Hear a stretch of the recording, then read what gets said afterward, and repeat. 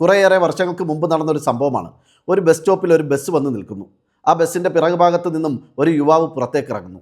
ശേഷം മുൻഭാഗത്തുകൂടി ഇറങ്ങി വരുന്ന ആരെയോ പ്രതീക്ഷിച്ച് കുറേ നേരം അദ്ദേഹം നോക്കി നിൽക്കുന്നു.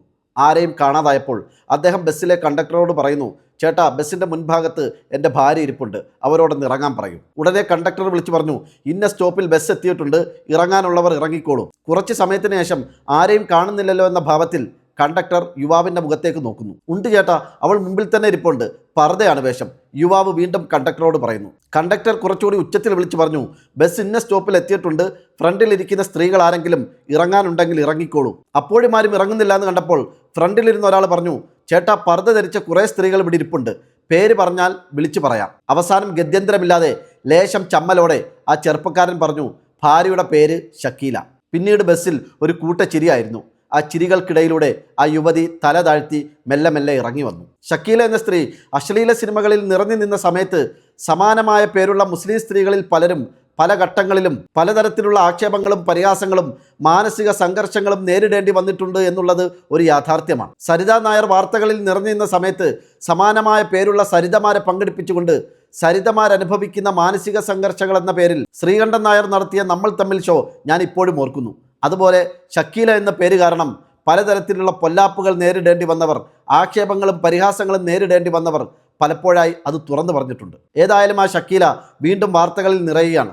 ഇത്തവണ അവർ വാർത്തകളിൽ ഇടം പിടിച്ചത് ഈ പുണ്യമാസമായ റമദാനിൽ അവർ ഉംറ നിർവഹിക്കാൻ മക്കയിലേക്ക് പോകുന്നു എന്ന വിഷയത്തിലാണ്. എന്തിലും ഏതിലും കുറ്റങ്ങളും ന്യൂനതകളും മാത്രം കാണുന്ന ഒരു വിഭാഗം മലയാളികൾ ഈ വാർത്തയുടെ താഴെയും വന്ന് ആ രീതിയിലുള്ള കമൻറ്റുകൾ ചെയ്യുന്നുണ്ട്. ആയ കാലത്ത് സകല വൃത്തികേടുകളും ചെയ്തു വെച്ച് ഇപ്പോൾ ഫീൽഡ് ഔട്ട് ആയപ്പോൾ ഉംറയ്ക്ക് പോകുന്നത് കൊണ്ട് എന്ത് ഫലമാണ് ഉണ്ടാവുക എന്നാണ് പലരും അവിടെ കമൻറ്റ് ചെയ്തത്. ഇങ്ങനെയാണെങ്കിൽ തോന്നുന്നത് പോലെയൊക്കെ ജീവിച്ച് സകല തെമ്മാടിത്തരവും കാണിച്ചിട്ട് വയസ്സാം കാലത്ത് പോയി ഉംറ ചെയ്താൽ മതിയല്ലോ, പടച്ചവനെല്ലാം പുറത്തു തരുമല്ലോ എന്നും ചിലർ പറയുന്നു. അത്തരം കമൻറ്റുകളുമായി കളം നിറയുന്നവരോട് എനിക്ക് പറയാനുള്ളത്, ഷക്കീല പലപ്പോഴായി അവരുടെ ജീവിതം പറഞ്ഞിട്ടുണ്ട്.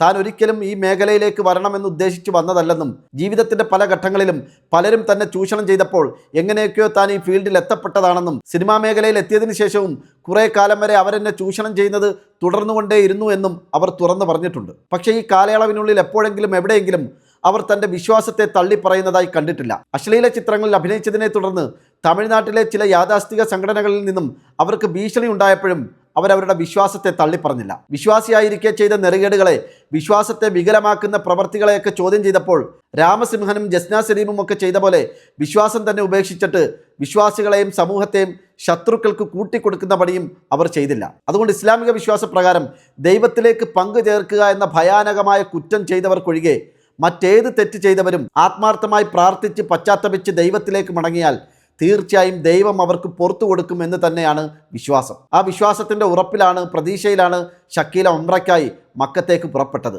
അതുകൊണ്ട് അവരുടെ പുണ്യമാക്കപ്പെട്ട യാത്രയെ ചൊറിഞ്ഞും വില കുറച്ച് കണ്ടും അവരുടെ മുൻകാല ജീവിതത്തെ എടുത്തു വെച്ച് പോസ്റ്റ്മോർട്ടം ചെയ്തും സോഷ്യൽ മീഡിയയിൽ അഭിരമിക്കുന്ന വിശ്വാസികളെ ഈ പുണ്യമാക്കപ്പെട്ട മാസത്തിൽ നിങ്ങൾ നിങ്ങളുടെ അമലുകൾ നഷ്ടപ്പെടുത്താതെ സൂക്ഷിക്കുക. തീർച്ചയായും നിങ്ങൾ എന്നോട് പശ്ചാത്തപിച്ച് മടങ്ങിയാൽ നിങ്ങൾക്ക് പുറത്തു തരാൻ ഞാൻ തയ്യാറാണ് എന്ന പടച്ചവൻ്റെ വാഗ്ദാനത്തെ ശിരസാ വഹിച്ച് അവൻ്റെ കാരുണ്യക്കടലിൽ മുങ്ങി നിവരാൻ യാത്ര പുറപ്പെട്ട അവരെ സമാധാനത്തോടെ അത് ചെയ്തു വരാൻ അനുവദിക്കുക.